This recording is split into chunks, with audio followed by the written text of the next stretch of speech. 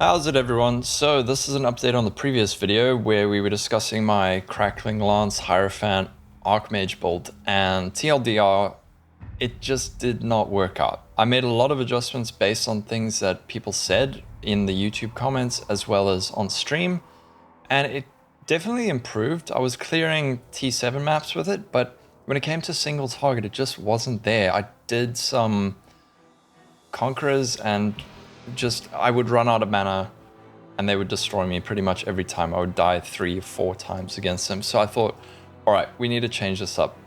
So during the stream, someone called Defigy suggested that I try out Ball Lightning, which I did, and it's been much, much better. But there were still a lot of changes that improved how the Crackling Lance version felt. So I'm going to go through those and then link in the description for the updated build for Ball Lightning, which is, yeah, overall a lot better. So first and foremost, I'm using Aziri's Foible. I've kind of just targeted more mana items.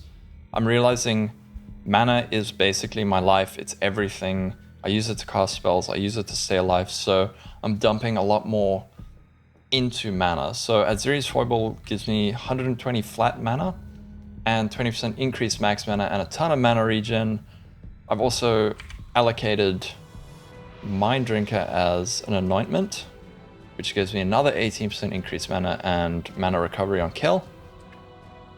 Then we've got Cloak of Defiance, which again gives me flat mana, mana regen, and Mind Over Matter, which frees up a point. And it also gives me another 10% of damage taken as mana before life.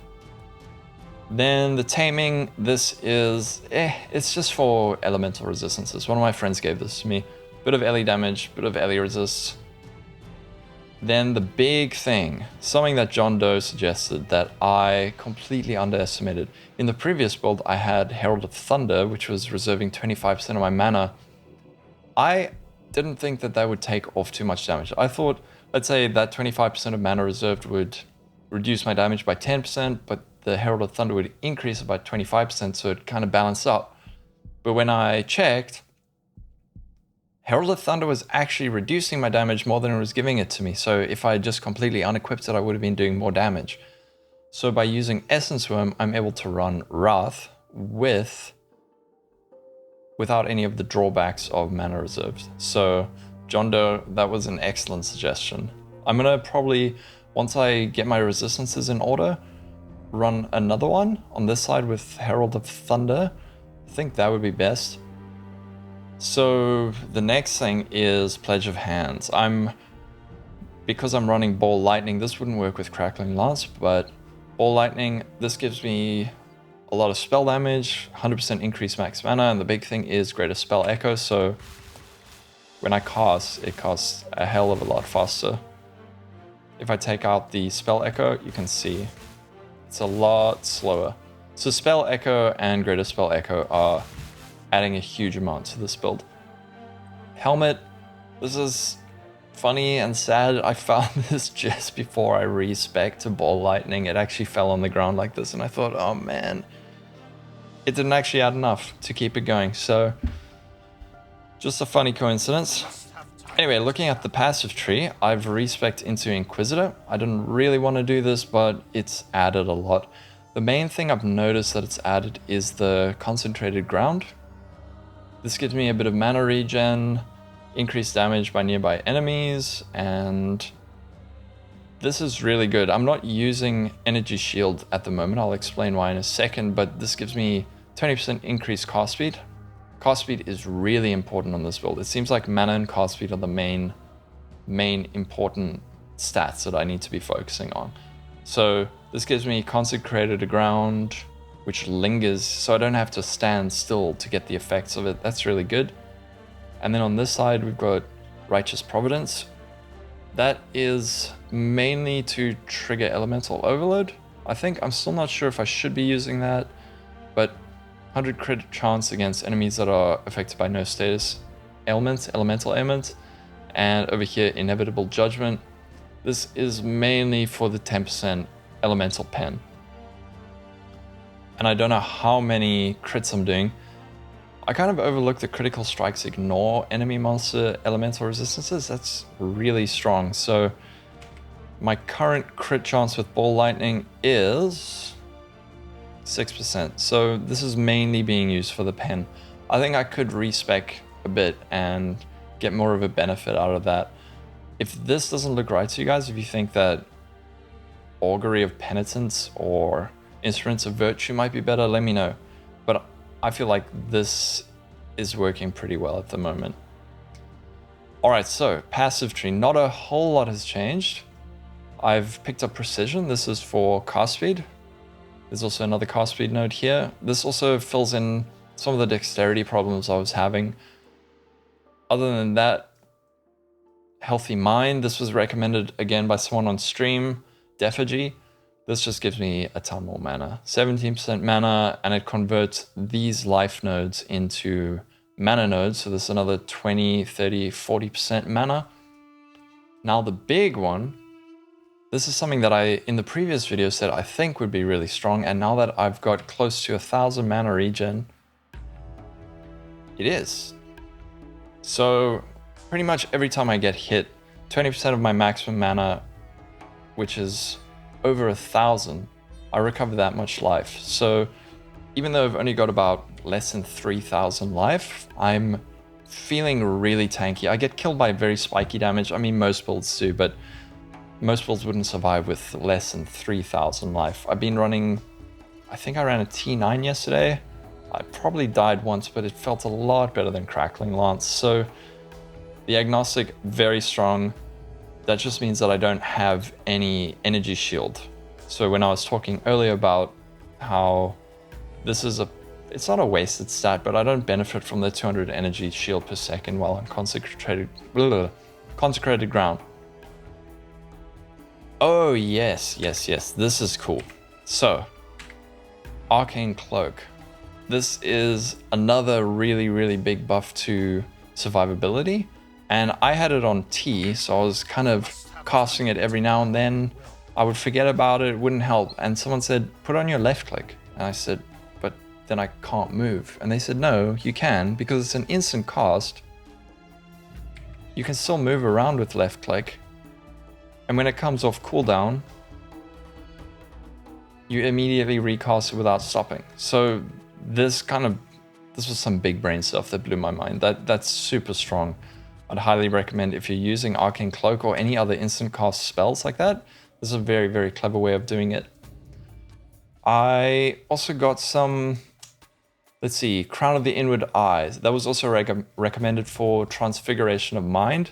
Transfiguration of Mind applies, I think it's 30% of increases to mana applied to spell damage. So if I'm not mistaken, let's say that I have something that's 100% to increase mana.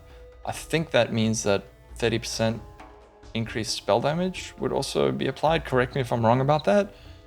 But I don't have the resistances to deal with that at the moment. So I'm still running this sad Crackling Lance helmet as a reminder of the failed build before. Someone also recommended, they linked a crit version of Crackling Lance. I'm not going to try to pronounce his name. I'll put it on screen. That looked really good in Path of Building, but it was crit. And we're trying to avoid crits, so check that out. But before we end this video, I'm just gonna run a map and show you how this ball lightning variant feels. This is not particularly original, I don't think. It's not like a hyper popular build, but it's cool. It's satisfying to play. I just need to... Oh yeah, one other thing that I forgot, the Flasks. This Foreboding Flask is really important, because it gives me a ton of mana, but I need to constantly push it because there's a 7-second delay. So when I hit this, nothing happens, but 7 seconds later, it basically fills up my mana. So I kind of have to keep spamming that. This Enduring Mana Flask doesn't add a ton of mana. It's kind of like a backup panic flask. Let's see. I actually want to just get punched a bit. I don't mind if I die, but just to show the kind of regen. That was a bit close. I don't want to actually kill myself, but You can... Alright, of course, poison. That was not a good demonstration of the survivability, but I mean, I've got 2000 life. This build definitely still has some problems. I think maybe mainly the life, even though mana is predominantly my source of survival, because there's a lot of spiky damage that kind of just cuts through that and my life. I do need to focus a bit on life, so I'm going to keep going for that node at the bottom, that life wheel by the Scion area. While I'm doing this, someone asked in the comments if it would be possible to make a full Void Sphere build, and I was intrigued. I thought that would be super cool. And I thought, now the main thing that would be a problem with that build would be the fact that it has a fairly long cooldown. Even if you stack cooldown reduction, I'm not sure if you could even get it to like a 1 second cooldown, maybe?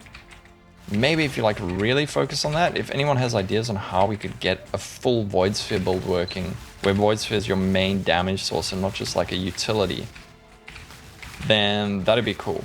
I'm not totally sure how we would do that. I thought maybe if you had like 2 or 3 different Void Sphere setups, then it would work, but I checked and unfortunately Void Spheres share cooldown. So even if I have, I think, yeah, so here's this Void Sphere. If I put in another one, you can see that this one's also on cooldown, even though it's a different setup.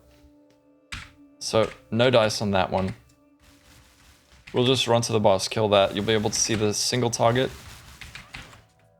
And I'm not going to go through the links of the gems. It's pretty straightforward. I think it's Archmage, faster casting. Well, I just said I'm not going to go through it. Ball Lightning, Archmage, faster casting, Spell Echo, and GMP. The 6th link, when I can finally get a 6th link, Pledge of Hands, that's going to add a ton of damage for 2 reasons. Obviously, I get a 6th gem, support gem, but also it's going to increase the mana cost, which scales with Archmage. I'm thinking I'm going to go Lightning Pen for the 6th one. I'm not 100% sure if that's right. If you guys have ideas, let me know. But yeah, that's going to be a huge DPS upgrade.